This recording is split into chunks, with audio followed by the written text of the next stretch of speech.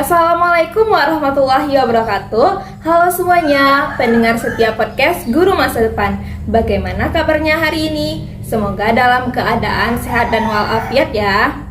Nah, hari ini saya Dian Syafitri selaku presenter yang akan memandu jalannya podcast kita hari ini, yang mana saya tidak hanya sendirian karena ditemani oleh narasumber kita, yaitu Indah Titania Aureli, yang mana ia adalah seorang mahasiswa Universitas Negeri Padang, program studi pendidikan Pancasila dan Kewarganegaraan.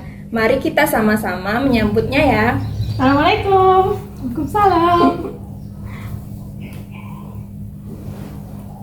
Halo Indah, bagaimana kabarnya? Alhamdulillah, Indah hari ini dalam keadaan baik ya. Senang sekali hari ini Indah bisa bertemu dengan Yayan, juga mempersamai untuk membuat sebuah podcast yaitu Guru Masa Depan. Nah, kita akan berbagi tentang banyak sekali hal tentang kurikulum dan bahan ajar tentunya. Nah, oleh karena itu, marilah kita masuk ke pembahasan pertama. Mengapa perubahan kurikulum di Indonesia terus terjadi dari waktu ke waktu? Oke, terima kasih ya Yan atas pertanyaannya. Nah, perubahan kurikulum di Indonesia itu sebenarnya merupakan sesuatu yang tidak akan dapat kita hindari ya, karena pendidikan akan selalu berkembang. Mulai dari setiap periode itu memiliki tantangan yang berbeda, baik dari segi sosialnya, baik dari segi kondisi budayanya, ekonominya, maupun sampai ke teknologinya Yan. Nah, ketika ada sebuah tantangan terbesar Yan akan berubah, maka sistem pendidikan pun akan menyesuaikan dengan tantangan yang ada Yan.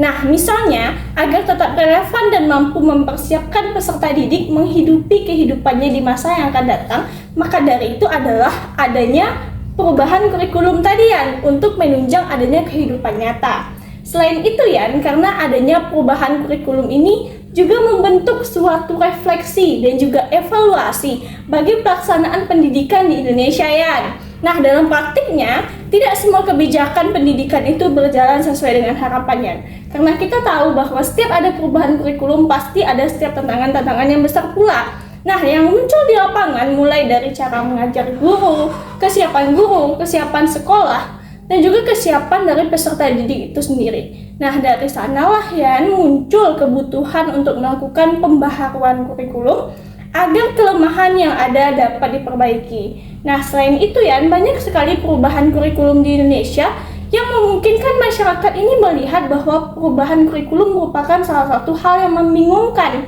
Nah, itu merupakan suatu hal yang wajar ya. Bahkan dianggap kurikulum ini sering sekali berganti-ganti atau berganti nama dan berganti sistem. Nah, sebenarnya perubahan ini bukanlah semata-mata pergantian sistem atau istilah semata rekan guru masa depan, melainkan adanya perubahan cara pandang terhadap adanya proses belajar siswa di kelas. Pendidikan itu tidak lagi hanya dipahami sebagai sebuah proses pembelajaran atau transfer ilmu pengetahuan, tapi sebenarnya pembelajaran juga untuk membentuk manusia menjadi insan yang utuh, insan yang berkarakter, juga memiliki sikap dan juga keterampilan hidup. Nah, dengan demikian, perubahan kurikulum yang ada di saat ini menunjukkan bahwa pendidikan di Indonesia itu teman-teman semua terus bergerak menuju suatu hal yang memungkinkan adanya kemajuan. Tujuannya bukan hanya mencetak seorang siswa yang pintar secara akademik saja, tapi juga sebuah individu yang akan bermanfaat untuk kondisi sosialnya, individu yang bermanfaat bagi kehidupan keluarganya, juga menghadapi kehidupan bermasyarakat nantinya. Nah, begitu Yan. Bagaimana gambaran perkembangan kurikulum dari KBK, KTSP, K13 hingga kurikulum Merdeka?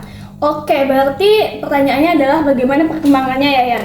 Kalau menurut Indah sendiri Yan, jika dilihat dari kondisi kronologis kita saat ini, perkembangan kurikulum di Indonesia itu memang terus mengalami perkembangan ya Yan, yang menunjukkan adanya pergeseran paradigma pendidikan, di mana pada awalnya dahulu kurikulum kita itu menunjukkan adanya untuk mencapai kompetensi yang lebih baik atau kita sebut dengan KBK.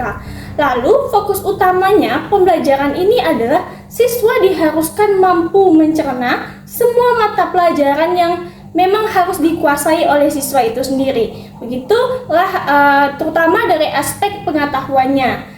Nah, setelah itu kemudian kurikulum ini berkembang Yan, untuk memberikan ruang kepada sekolah dan juga guru untuk dapat membentuk suatu kurikulum yang memang bermanfaat untuk kondisi sosial masyarakat mereka saat itu. Nah, selain itu diberikan pula kewenangan di mana guru dan juga sekolah mampu menyesuaikan pembelajaran dengan kondisi daerah, lingkungan sosial maupun karakteristik perubahan dari individu siswa itu sendirian. Nah, dengan hal ini menunjukkan adanya pengakuan bahwa setiap sekolah itu memiliki kebutuhan dan juga tantangannya yang berbeda Yan. Nah, setelah itu barulah muncul sebuah kurikulum baru namanya kurikulum 2013. Nah, kurikulum ini adalah sebuah kurikulum yang menekankan adanya keseimbangan antara sikap, pengetahuan, dan juga keterampilan yang tidak hanya berorientasi pada nilai akademik semata, tapi juga pada bagaimana individu itu menjadi seorang insan yang bermartabat baik secara sikap maupun secara keterampilannya. Nah, siswa diajak aktif untuk berpikir kritis, terlibat langsung dalam proses pembelajaran. Nah, setelah itu barulah ada kurikulum yang terakhir yaitu kurikulum Merdeka. Kurikulum Merdeka inilah yang mengharuskan siswa untuk dapat fleksibel boleh belajarnya di luar kelas. Pembelajaran kurikulum Merdeka ini pun boleh menuntut siswa untuk memilih mata pelajaran yang memang mereka minati. Jadi tidak membentuk dan juga menekankan pada siswa apa yang mereka tidak suka tidak harus dipelajari. Untuk menekankan adanya perkembangan ini merupakan perkembangan yang akan menuntut adanya pendidikan Indonesia terus mengalami perubahan, semakin menempatkan siswa sebagai subjek utama dalam pembelajaran, begitu ya. Apa perbedaan karakteristik utama antar kurikulum dan dampaknya bagi siswa? Oke, karakteristik utama dan juga dampaknya bagi siswa. Nah, kalau menurut Indah sendirian, perbedaan karakteristik antar kurikulum itu memanglah dapat dilihat daripada bagaimana cara pembelajarannya, di mana cara pembelajarannya ada yang menekankan pada penguasaan kompetensi seperti yang Ida bilang tadi, ada KBK namanya. Selain itu ada juga yang memberikan kebebasan kepada sekolah menentukan kurikulum sesuai dengan kondisi sosial mereka masing-masing, namanya KTSP. Lalu ada kurikulum 2013 di mana kurikulum ini menekankan siswa aktif untuk eksploratif, di mana mereka akan sikap pengetahuan dan juga keterampilannya berjalan seimbang. Dampaknya bagi siswa akan sangat terasa dalam pengalaman kehidupan sehari-hari. Jika sebelumnya siswa itu lebih banyak memahami materi yang dihafal dan ditulis, setelah itu ia akan memiliki pengalaman belajar bagaimana ia menemukan, mencari, mengeksplorasi, bereksperimen secara sendirian. Nah, pembelajaran menjadi lebih hidup karena siswa terlibat langsung dalam proses belajar. Selain itu, siswa juga dilatih dalam berpikir kritis dan juga reflektif. Mereka tidak hanya menghafal materi seperti yang Ida bilang tadi, tapi juga diajak untuk memahami makna dan juga apa yang mereka pelajari dan mengaitkannya dengan kehidupan kita sehari-hari. Nah, hal inilah yang membantu siswa kita untuk dapat mengembangkan kemampuan problem solvingnya dan juga keterampilan berpikir tingkat tinggi atau soal yang dibuat guru dalam bentuk HOTS. Nah, begitu Dengan karakteristik kurikulum yang terus berkembang ini, siswa tidak hanya dipersiapkan untuk menghadapi ujian tulis semata, tapi juga untuk bagaimana mereka menghadapi tantangan kehidupan yang lebih nyata nantinya. Nah, inilah yang membuat perubahan kurikulum memiliki dampak yang akan sangat besar untuk pendidikan kita di Indonesia, pada bagaimana cara siswa belajar dan pada bagaimana siswa itu berkembang, begitu Bagaimana perubahan kurikulum mempengaruhi peran guru dalam pembelajaran? Oke, terima kasih untuk perubahan kurikulum akan sangat mempengaruhi peranan guru dalam proses pembelajaran dikarenakan perubahan kurikulum ini kan akan membawa dampak yang sangat besar terhadap peranan guru. Dahulunya peranan guru itu dahulunya kan guru itu sebagai teacher center atau memang mereka yang akan menerangkan pelajaran. Tapi setelah adanya perubahan kurikulum, guru dituntut untuk menjadi seorang fasilitator saja. siswa yang akan menjadi seorang yang menemukan, meneliti, bereksperimen dan juga menyampaikan pendapat mereka. Nah, di sanalah yang terdapatnya adanya perubahan-perubahan di mana guru dituntut untuk lebih kreatif dan inovatif. Guru perlu merancang pembelajaran yang lebih sesuai, tapi ia juga harus tetap menekankan pada bagaimana ia harus tetap menjadi fasilitator, bukan lagi menjadi center yang utama. Nah, selain itu, guru juga harus mampu menciptakan suasana belajar yang mendorong siswa untuk berani menyatakan pendapatnya ya. Karena kan banyak siswa-siswa yang mereka sebenarnya pintar tapi mereka tak berani untuk menyebutkan pendapat-pendapat mereka.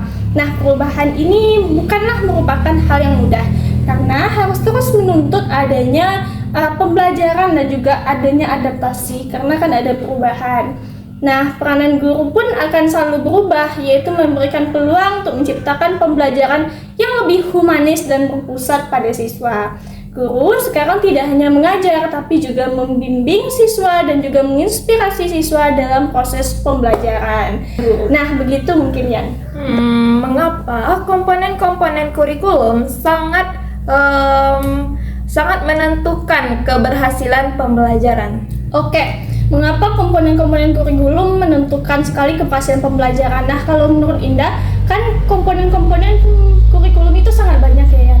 Komponennya seperti adanya tujuan pembelajaran, adanya materi, adanya metode, adanya penilaian. Nah, itu merupakan sebuah kesatuan ya.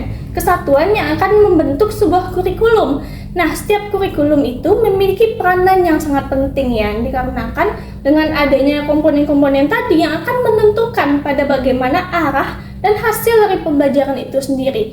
Jika salah satu komponen tersebut tidak berjalan dengan baik, maka kurikulum pun tidak akan berjalan dengan baik ya.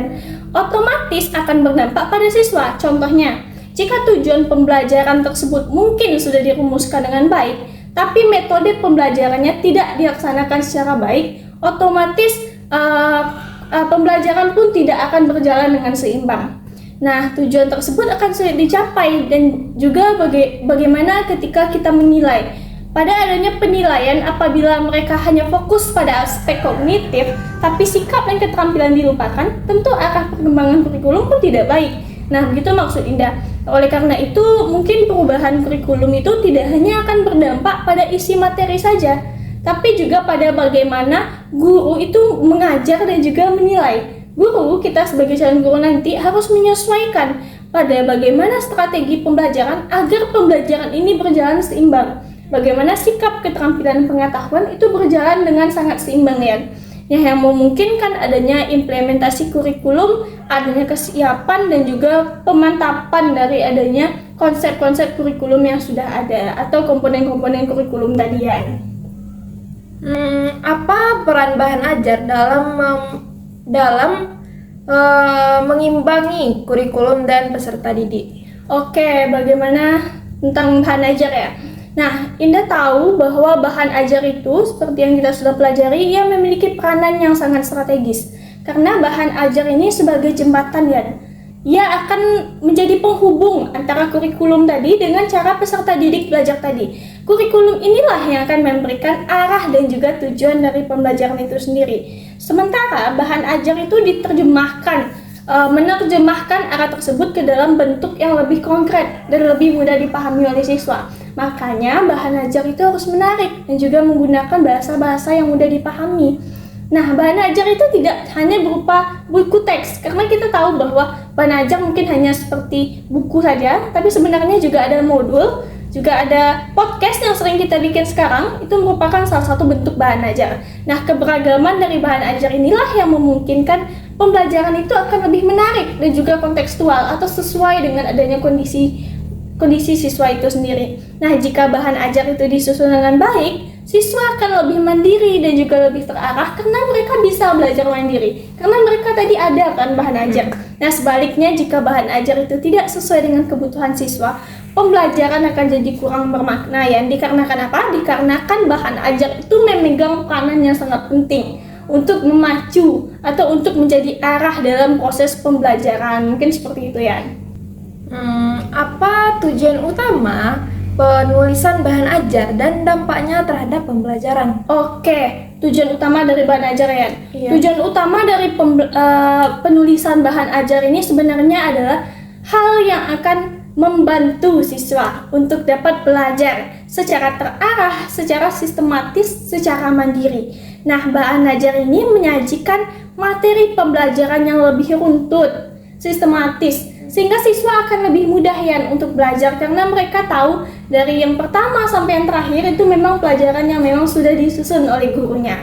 Nah, itu akan menjadi sebuah pedoman untuk guru dalam melaksanakan pembelajaran. Selain itu, bahan ajar yang baik tidak hanya memuat materi saja, tapi juga akan memuat latihan. Contohnya adalah seperti LKPD ya. LKPD itu kan ada contoh-contoh gambarnya juga. Nah, itu merupakan salah satu bentuk ajaran yang baik. Selain itu, bahan ajar juga memanfaatkan berbagai sumber belajar. Contohnya ya, seperti lingkungan sekitar kita, itu termasuk ke dalam bahan ajar. Juga media-media digital. Nah, sehingga pembelajaran akan lebih kontekstual, teman-teman. Jika bahan ajar dimanfaatkan secara optimal, proses pembelajaran akan lebih efektif, lebih terstruktur, lebih sistematis, dan siswa lebih mudah mencapai tujuan pembelajaran, dan juga guru akan lebih mudah mengelola kelas, karena kelas akan lebih mandiri dalam belajar. Nah, akhirnya bahan ajar akan berperanan sangat besar dalam meningkatkan kualitas pembelajaran dan juga keberhasilan pendidikan. Mungkin begitu ya. Jadi, kesimpulannya, perubahan kurikulum di Indonesia bertujuan menyesuaikan pendidikan dengan perkembangan zaman, dengan pergeseran pembelajaran dari berpusat pada guru menuju berpusat pada siswa. Perubahan ini memengaruhi peran guru sebagai fasilitator dan mendorong siswa belajar lebih aktif, kritis, dan kontekstual. Keberhasilan kurikulum sangat ditentukan oleh keterpaduan komponen kurikulum dan bahan ajar yang relevan agar pembelajaran berlangsung efektif dan bermakna. Nah, terima kasih saya ucapkan kepada Indah selaku narasumber yang telah berbagi pengetahuannya tentang kurikulum dan bahan ajar. Semoga bermanfaat untuk pendengar setia Guru Masa Depan. Oke, Ayan. Guru Masa Depan, mendidik hari ini, membentuk hari esok. Assalamualaikum warahmatullahi wabarakatuh. Bye.